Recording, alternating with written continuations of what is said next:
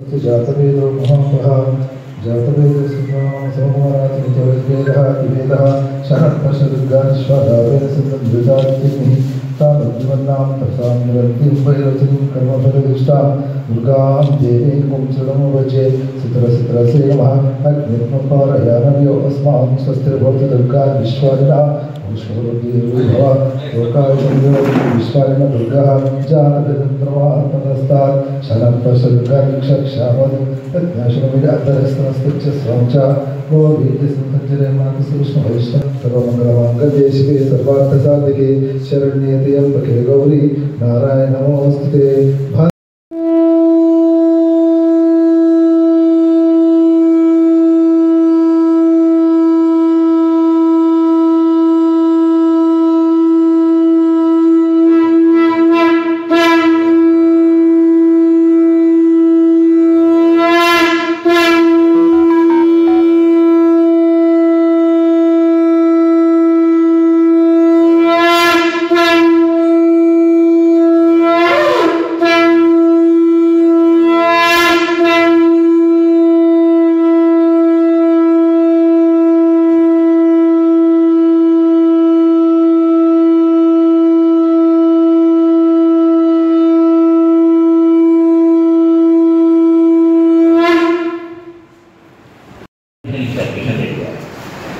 Endowment cell అంటే ఏంటంటే ఇప్పుడు ఇక్కడ కూర్చున్న మిత్రులకు చాలా అనుమానం ఏం చేస్తారు ఎండోమెంట్ సెల్ కిసాన్ మోర్చా తెలుసు రైతులకి ఎస్సీ మోర్చా ఎస్టీ మోర్చా ఇవన్నీ ఉన్నాయి ఎండోమెంట్ సెల్ ఏం చేస్తారు ఈ అనుమానం ముందు నేను మీకు తీర్చాను ఎండోమెంట్ సెల్ డైరెక్ట్ మీనింగ్ తీసుకొని మీరు తప్పు చేయండి ఇంగ్లీష్లో డైరెక్ట్ ఎండోమెంట్ తీసుకుంటే ఇవ్వటం తీసుకోవడం తెలుగులోకి మారిస్తే ధార్మిక సెల్ అంటారు ధర్మాన్ని రక్షించే సెల్ బీజేపీ పార్టీ తరఫున ఆల్రెడీ వేరే స్టేట్స్లో ఉంది తెలంగాణలో 3 ఏళ్ళు కొట్లాడాక ఇప్పుడు ఇచ్చారు ఏం చేయాలి ధర్మరక్షణ అంటే మనం ఏం చేస్తాం బొట్లు పెట్టుకోవడమా కండ వేసుకోవడమా ఈ 2 కానే ధర్మరక్షణ సమాజంలో ముఖ్యంగా హిందూ సమాజానికి ఎక్కడైనా అన్యాయం జరిగితే దాన్ని అవ్వడం ఇది ధర్మం హిందూ ధర్మం రక్షణ రెండవది సనాతన ధర్మ పరిరక్షణ అంటే ఏం చేయాలి వంట చేయాలా కాదు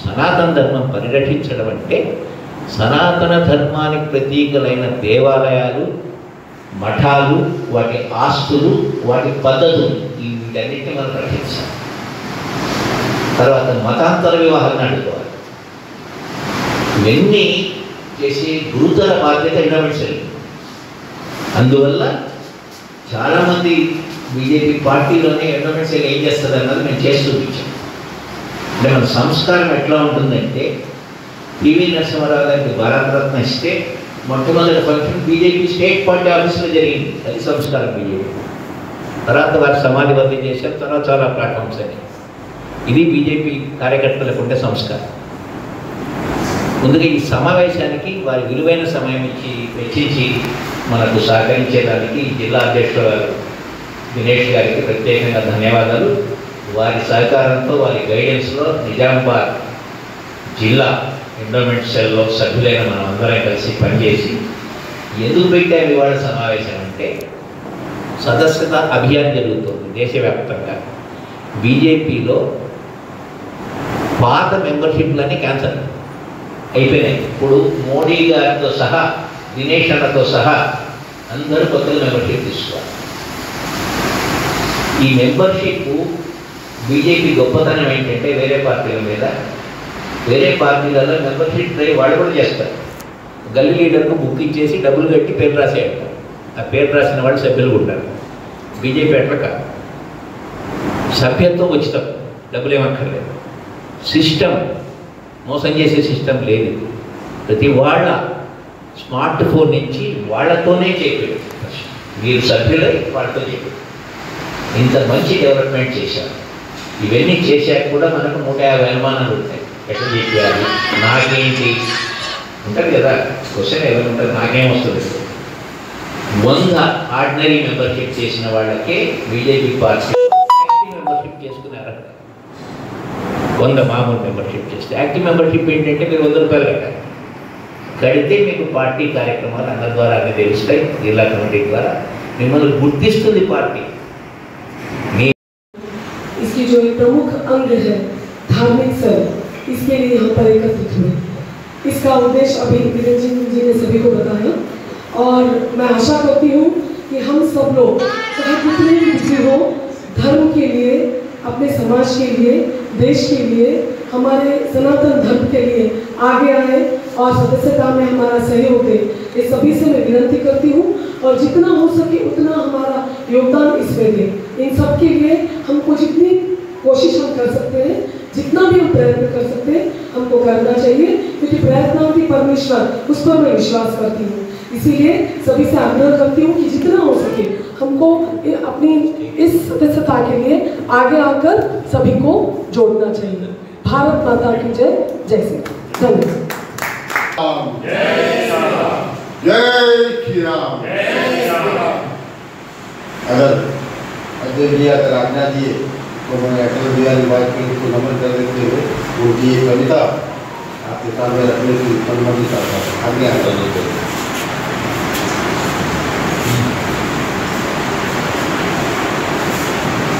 अटल बिहारी वाजपेयी जी के श्री चरणों में नमन करते हुए उनकी एक कविता जो उन्होंने सुनाई थी उसको मैं फिर एक बार आपके सामने रखने का प्रयास करता हूँ। ये देश कोई भारत का टुकड़ा नहीं है, ये देश कोई भारत का टुकड़ा नहीं है, ये वंदन की धरती है, अभिवंदन की धरती है। हम जिएंगे तो इस भारत के लिए, मरेंगे तो इस भारत के लिए।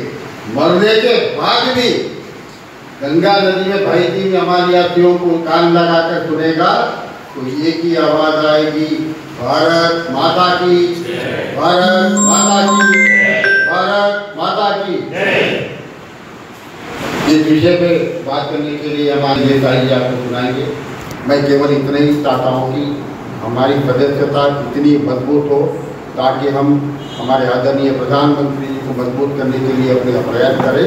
जितना अधिक से अधिक अपने मेंबरशिप करें वो उतनी मजबूती से हमारे साथ हमारे प्रधानमंत्री जी रहेंगे। विकसित भारत के लिए प्रयास करेंगे, हम सबके लिए प्रयास करेंगे। सनातन धर्म को बचाने के लिए इंडोमेंटल रखा गया है। सनातन धर्म को बचाना है, इंडोमेंटल को आगे बढ़ाना है। जय श्री राम। వేదిక మీద సభ నిర్వహిస్తున్న ఎండోమెంట్ సెల్ రాష్ట్ర కో కన్వీనర్ నిరంజన్ దేశాయ్ గారికి, అలాగే జాయింట్ అయిన శ్రీ తివారీజీకి, డిస్ట్రిక్ట్ ఇన్ఛార్జ్ శంకరానంద్ నాగేష్ గారికి, అలాగే మా సోదరిమణి మెగా సుబేదార్ గారికి, ఇక్కడికి విచ్చేసిన ఈ యొక్క సెల్లకు సంబంధించిన ముఖ్యమైన నాయకులందరికీ కూడా, ఎందుకంటే మిగతా సెల్లకు వాళ్ళకు పరిధి ఉంటుంది కానీ ఈ ధార్మిక సెల్కు పరిధి లేదు. ఎందుకంటే ఈ భారతదేశంలో ఉన్న ఏ మతస్థుడైనా ఏ కులస్థుడైనా హిందూ సనాతన ధర్మంకి ఎదుర్చున్నాడు. అంటే ధార్మిక సెల్కు అన్ని వర్గాలు, అన్ని మతాలు, అన్ని కులాలను టచ్ చేసే అధికారం ఉన్న ఏకైక సెల్ ఏదైనా ఉంది భారతీయ జనతా పార్టీలో అంటే ధార్మిక సెల్. అలాంటి సెల్ నిర్వహిస్తున్న మీ అందరికీ కూడా, ఇక్కడికి ఇచ్చేసిన మీ అందరికీ కూడా మనస్ఫూర్తిగా ధన్యవాదాలు తెలియజేసుకుంటూ, ఎప్పుడైనా కూడా గుర్తుంచుకోవాలి, భారతీయ జనతా పార్టీ ఒక 20-30 సంవత్సరాలు కేవలం ఒక 3 కోట్ల మంది మెంబర్షిప్తోనే పార్టీ నడిపించేవాళ్ళు. ఎప్పుడు కూడా 3 కోట్లు దాటించేవాళ్ళు కాదు. ప్రతి 6 సంవత్సరాలకు ఒకసారి మెంబర్షిప్ అయ్యేది, వాళ్ళనే మెంబర్లు అయ్యేవారు, వాళ్ళు వేరే వాళ్ళ దగ్గరికి వెళ్ళేవారు. కానీ ఎప్పుడైతే కొత్త నాయకత్వం వచ్చింది, కొత్త నాయకత్వం వచ్చిన తర్వాత ఎందుకు భారతీయ జనతా పార్టీని అన్ని వర్గాలకు విస్తరించలేమని చెప్పి మొదటిసారి అనుకున్న సందర్భంలో 11 కోట్ల మెంబర్షిప్ అయింది. 3 కోట్ల 11 కోట్ల మెంబర్షిప్ మొదటిసారి 11 కోట్లు అయినప్పుడు నరేంద్ర మోడీ గారిని ప్రధానమంత్రి ఎన్నుకునేందుకు 11 కోట్ల మంది ప్రయత్నం చేయడం వల్ల వారు ఈ దేశానికి ప్రధానమంత్రి అయ్యారు. ప్రధానమంత్రి అయిన తర్వాత మనం ఏం సాధించామనేది మనకు ఇంకోటి తెలుస్తుంది. రెండోసారి 17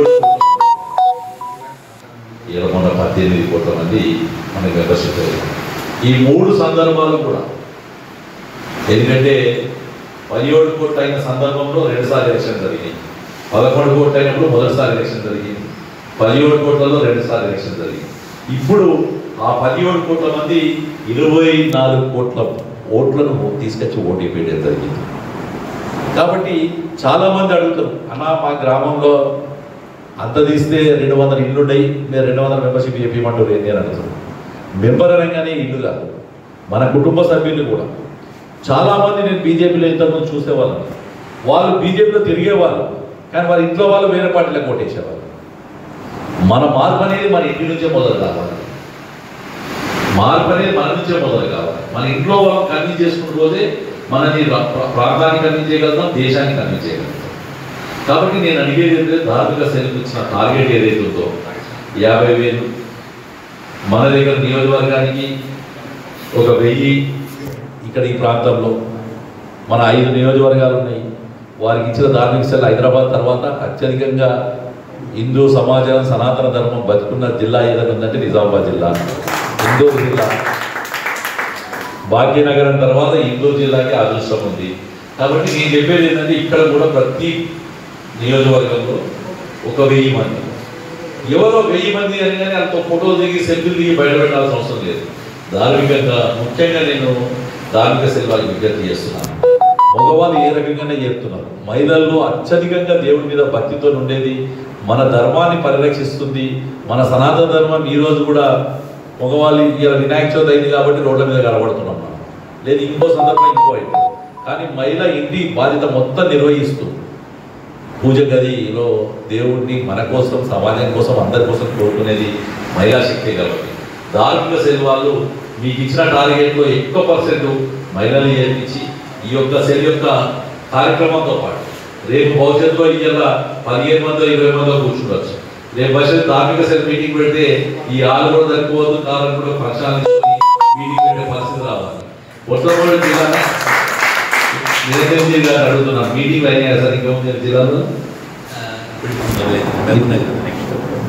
ఫస్ట్ జిల్లా అయితే మొదటి జిల్లా ఇందూరు జిల్లాలట. నేను మా సోదరుమణికి చెప్తున్నాను, ఇక్కడ ఉన్న మీ అందరికీ చెప్తున్నాను, ఇది ఒక మంచి అవకాశం. తను ఒకటే పిలవాలనుకుంటే 500 మందిని కూర్చోబెట్టేది ఈరోజు. కానీ మనం విధానంతో పిలుస్తున్నాం, సిద్ధాంతంతో పిలుస్తున్నాం. గ్యాదరింగ్ అంటే పక్కపట్టి కాలేజీ చెప్తే 400 మంది వస్తారు. లేదు మా కార్పొరేటర్లు ఉన్నారు, ఇక నాయకులు ఉన్నారు, యువ నాయకులు ఉన్నారు, ఎవరికి చెప్పినా కానీ ఒక 300-400 మంది దొరికొస్తారు. అది ముఖ్యంగా తోలికొచ్చే వాళ్ళు ముఖ్యం కాదు, సిద్ధాంతం కోసం ముందుకు వచ్చేవాళ్ళు ముఖ్యం. ఆ రోజు శ్యామప్రసాద్ ముఖర్జీ గారు కానీ, దీన్ దయాళ్ ఉపాధ్యాయ గారు కానీ, అటల్ బిహారీ వాజ్పేయి గారు కానీ, లేదా ఎన్కే అద్వానీ గారు కానీ పార్టీ స్థాపించే రోజు చాలామంది ఇక్కడ కూడా 1-2 ఉండేవాళ్ళు. బీజేపీ ఏం చేసేవాళ్ళు రాదు, ఒక్కరిద్దరు లేకపోతే ఈరోజు మనందరం లేవు ఇక్కడ. ఆ రోజు ఆ ఒక్కరిద్దరు ఏదైతే కష్టపడ్డారో ఆ కష్టం ఫలమే ఇది. చెట్టు మొక్క నాటేటప్పుడు విత్తనం వేసే ముందు రైతు ఆలోచించాడు, ఇది పొలుస్తుందా, మొలవదా, ఇది పళ్ళు వస్తాయా, రావా, అసలు ఇది ఏం రాదు. అతను తన శ్రమ తను వేసుకుంటూ పోతాడు. ఎప్పుడైతే చెట్టు పెద్దగా ఆ పెద్ద ఫలాలు ఒక్కొక్కసారి ఆ రైతు కూడా తినడు, ఆ రైతు కూడా అదృష్టం ఉండదు. అలాగే చాలా మంది ఉంటుంది. ఇలా ధార్మిక శైలిలో కూడా సనాతన ధర్మ పరిరక్షణకి భారతీయ జనతా పార్టీకి అవసరం ఏ విధంగా ఉంది. మిగతా పార్టీలన్నీ కూడా చాలా రకాలుగా చెప్తారు, బీజేపీ ఒకటి కోసం చెప్తారు. నేను మరి ఇక్కడ వెళ్తే ధార్మిక శైలి వాళ్ళందరికీ చెప్తున్నాను, బీజేపీ ఎందుకు కావాలో మనం ప్రజలు కన్విన్స్ చేసుకోవాల్సిన అవసరం ఉంది.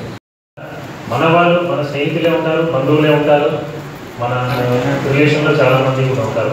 వాళ్ళందరికీ కూడా అన్నగారు జిల్లా అధ్యక్షులు గారు చెప్పినట్టు వాళ్ళని కన్విన్స్ చేస్తూ మన పిల్లల భావితరాన్ని బాగు చేసుకోవాలనే ఉద్దేశంతో మనం చేస్తున్న ఈ ముఖ్య ఉద్దేశం ఈ కార్యక్రమం ఉంది. గత సంవత్సరం శ్రావణ మాసంలో మన గూలన్మం దగ్గర హనుమాన్ చాలీసా పారాయణం ప్రారంభించడం జరిగింది. ముఖ్య ఉద్దేశం ఏంటంటే, అపోజిట్ ఎవరైతే అన్ని మతస్థులు ఉన్నారో వాళ్ళ పిల్లలు చిన్నప్పటి నుంచే మదర్సాలకు పంపించేసి ఖురాన్ నేర్పించడం జరుగుతుంది. అక్కడి నుంచే బ్రెయిన్ వాష్ కూడా స్టార్ట్ అవుతుంది. వాళ్ళ మతాన్ని వాళ్ళు అవలంబిస్తున్నారు, పక్కా ఉన్నారు. కానీ మన పిల్లలకు మనం ఏం నేర్పుతున్నాం? మన పిల్లలకు చిన్నప్పటి నుండి ఈ రోజులలో మొబైల్ నేర్పించేస్తున్నాం. మొబైల్ జిందగీ అయిపోతుంది. దాంతోపాటు తల్లిదండ్రులు కూడా తండ్రి బిజీ ఉంటాడు, తల్లి టీవీ సీరియల్ బిజీ అయిపోతుంది. కనీసము వారానికి ఒకరోజు ఒక అరగంట సమయాన్ని మా పిల్లలు, ఇప్పుడు నేను సంవత్సరం దాటిపోయింది, ఆ కార్యక్రమం నిర్విఘ్నంగా నడిపిస్తున్నాం.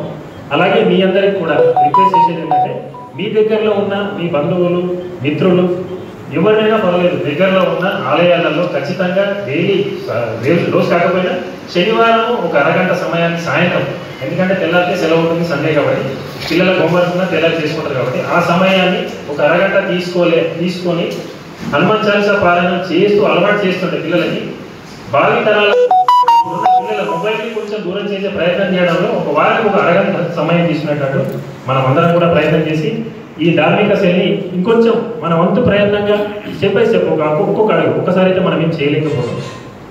ధర్మాన్ని దేశాన్ని రక్షించాలంటే ఇప్పుడు ఈ తరంలో మనం చూస్తున్నాము, తర్వాత తరంలో పిల్లలు చూస్తారా లేదా అనే భయం ఉంది మనలో. ఆ భయం పోవాలా, మనం బలంగా ఉండాలంటే ఇటువంటి చిన్న కార్యక్రమాలు చేస్తారని ప్రతి ఒక్కరిని ఆశిస్తూ అందరికీ జై శ్రీరామ్. చెప్పడంతో పాటు మన హైందవ ధర్మం గురించి, మన సనాతన ధర్మం గురించి కొద్దో గొప్ప మనకు దొరికిన సమయాన్ని బట్టి ఆ సమయంలో వాళ్ళకి ఎక్స్ప్లెయిన్ చేస్తాం. అది చెప్పుకుంటూ అంటే వాస్తవానికి ధార్మిక శైలిలో జాయిన్ అవ్వండి అనగానే కాదు, ఎందుకు జాయిన్ కావాలి, మన సనాతన ధర్మం అనేది ఎంత గొప్పది అని చెప్పుకుంటూ జాయిన్ కావాలి చెప్పడం అనేది ఫస్ట్ మనం చేస్తాం. ఒక చిన్న ఎగ్జాంపుల్ చెప్తారండి. ఇంతకుముందు వరకు నాకు కూడా వాస్తవానికి గీత అంటే తెలియదు, భగవద్గీత అంటే నాకు అసలు ఐడియా ఉండేది కాదు. భగవద్గీత ఓపెన్ చేసినా కానీ దాంట్లో సంజయ ఉవాచ, లేకపోతే ధృతరాష్ట్ర ఉవాచ అని చెప్పేసి కొన్ని ప్లేసెస్లో లేకపోతే కృష్ణ ఉవాచ, అర్జున ఉవాచ, కృష్ణ భగవానుడు కలుపుతున్నాడు, అర్జున భగవానుడు కలుపుతున్నాడు. చాలా మందికి భగవద్గీత ఓపెన్ చేస్తే ఎవరికి చెప్తున్నారని అర్థం కాదు. సో ఇలాంటి చిన్న చిన్న విషయాలు, ఇప్పుడు వాస్తవానికి భగవద్గీత గురించి ఒక చిన్న విషయం చెప్తాను. ఏ రకంగా విషయాన్ని చెప్తాను ఇది మన పిల్లలకి మనం చెప్తే వారు ఆ గీత మీద చదవడం అనేది గీత చదవడం అనేది స్టార్ట్ చేస్తారు. అప్పుడు ధర్మం గురించి, సనాతన ధర్మం గురించి తెలుస్తుంది. ఎప్పుడైనా భగవద్గీత యొక్క కవర్ మీరు ఎప్పుడైనా అబ్జర్వ్ చేయండి, శ్రీకృష్ణ పరమాత్ముడు 5 గుర్రాలని తన చేతికి పట్టుకొని ఇచ్చారు. ఇంకా అర్జునుడు ఇచ్చారు 5 గుర్రాలు. ఈ 5 గుర్రాలు మనిషిలోని 5 గుణాలకి అవలక్షణానికి సంకేతం. కామ, క్రోధ, మద, మోహ, లోభ. ఇప్పుడు భగవద్గీత కృష్ణ పరమాత్ముడు యుద్ధరంగంలో అర్జునుడికి చెప్తూ ఉంటే ఆ గీతోపదేశాన్ని విన్నది సంజయుడు ధృతరాష్ట్రుడికి చెప్తున్నాడు. మీరు గీత చదువుతున్నారు అని అంటే ఒక విషయం మీరు గుర్తుపెట్టుకోవాల్సిన విషయం ఏంటంటే, గీత మీరు చదువుతున్నారంటే మీరు ధృతరాష్ట్రుడు అని అర్థం. కృష్ణ పరమాత్మ ఈ 5 లక్షణాలని చేతిలో పట్టును. ధృతం అంటే పట్టు, రాష్ట్రము అంటే శరీరము. మన శరీరం పైన మనం పట్టును సాధించుకోవడానికి గీతని కృష్ణ పరమాత్మ ఏ రకంగా పట్టు సాధించాలో అర్జునుడికి చెప్తే అది మనం విని మన జీవితాన్ని ఒక సక్రమమైన మార్గంలో తీసుకొని పోవాలి. అంటే ఇలాంటి చిన్న చిన్న విషయాల గురించి మనము చెప్పుకుంటూ ధార్మిక సేవలో మనం సభ్యత్వాన్ని నమోదు చేసుకుంటూ ఉంటే ధర్మం పరంగా కూడా ముందుకెళ్తారని నా యొక్క సందేశం. నాకు ఈ అవకాశం ఇచ్చినందుకు చాలా చాలా ధన్యవాదాలు. నాకు ఆ పుట్టిన ఊరి మీద ఉన్న మమకారం దీన్ని నాకు ఇక్కడ గుర్తింది. హైదరాబాద్లో చాలామంది తెలుస్తున్నారు, కానీ హైదరాబాద్ ఉద్దేశం నేను నిజామాబాద్కి వచ్చి నా జిల్లాని, నా పుట్టిన స్థలాన్ని నేను ఉద్ధరించడానికి అన్నట్టుగా కంకణ కొట్టుకొని నేను ఇచ్చాను. ఇకపోతే భగవద్గీత గురించి ప్రవచనం వచ్చింది కాబట్టి మా తాతగారు గీతా సార్, మరి ఎంతమంది తెలుసు నాకు తెలియదు, గీతా సార్ మా తాతగారు శంకరనాథ రామాలయంలో 5,000 మందికి గీత నేర్పించిన మహోన్నత వ్యక్తి ఆయన. గంగవరం నారాయణ శర్మ గారు ఒక పక్క పూజారి అయితే, ఒక పక్క గీతా సార్ మా తాతగారు. 5,000 మందికి ఇద్దరు ప్రపంచవ్యాప్తంగా ఉన్న ఆ రోజుల్లో ఉన్నటువంటి విద్యార్థులు వారు, అందులో నేను కూడా ఒకటి. అలాగే నేను అనేక మంది వేదికల మీద శంఖారావం, ఉత్తర భారతదేశం, దక్షిణ భారతదేశం, మన ప్రియతమ నేత మోడీ గారి సమక్షంలో కూడా నేను శంఖారావం చేశాను. కాశీ తెలుగు సంగమంలో మన పోయిన పుష్కరాల్లో అక్కడ ఉద్దేశించాను. అందుకని నేను నిజామాబాద్ జిల్లా ఉంచుకోవడం జరిగింది. ఇందులో మరొక భాగంగా మన అధ్యక్షులు ఉన్నారు కాబట్టి వారి సమక్షంలో నేను దీనిలో ఇందాక చెప్పారు, దేవాలయాలు వెళ్ళి భక్తులు వాళ్ళు ఏకీకృతం చేయాలని హనుమాన్ చాలీసా వర్మ గారు చెప్పారు. హనుమాన్ చాలీసా బృందంగా ఏర్పడి సామూహికంగా చేస్తారు. అందులో ఒక భాగంగా ధార్మిక స్థలం తరఫున నేను మొట్టమొదటిసారిగా మా అలకాపురంలో శంకర మఠంలో నేను మొట్టమొదటి కార్యక్రమం మొదలుపెట్టాను. సామూహిక హనుమాన్ చాలీసా పారాయణ ఒక పక్క జరుగుతూ ఉంటుంది, ఒక పక్క వేదిక మీద రుద్రాభిషేకం చేస్తుంటాం. ఆ రుద్రాభిషేకంకి ఒక ప్రత్యేకంగా నేను శివలింగాన్ని వైజాగ్ నుంచి తెప్పించడం జరిగింది. ఇది ప్రతి నెలకోసారన్న కనీసం ప్రతి ఏరియాలో, ప్రతి దేవాలయంలో కనుక మనం దీన్ని కనుక మనం జరిపిస్తే కనుక మనం సంగీతమయ్యే శక్తిగా తప్పకుండా అవుతాం. ఇవాళ మెంబర్షిప్ కాకపోవచ్చు, రేపొద్దున కూడా తప్పకుండా మనం చేసే ఒక ఈ అయితే ఉన్నాయో ధార్మిక కార్యక్రమం తప్పకుండా మనకి మెంబర్షిప్ దొరుకుతుందని ఒక అభిలాషతో నేను ఈ కార్యక్రమాన్ని మొదలుపెట్టాను. ఇక వందన సమర్పణ విషయం వస్తే ఈ రోజున ధార్మిక సెల్ తరఫున నిర్వహించినటువంటి ఈ డిస్ట్రిక్ట్ కమిటీ కార్యక్రమానికి విచ్చేసిన మా ఆహ్వానాన్ని విచ్చేసిన మా అధ్యక్షుడు దినేశన్న గారికి, అలాగే మీరందరికీ పేరు పేరున ధన్యవాదాలు జరుపుకుంటూ మనం ఈ కార్యక్రమాన్ని ఇక్కడ ముగించుకొని న్యాసావంతో మనం ముగించుకుంటాం.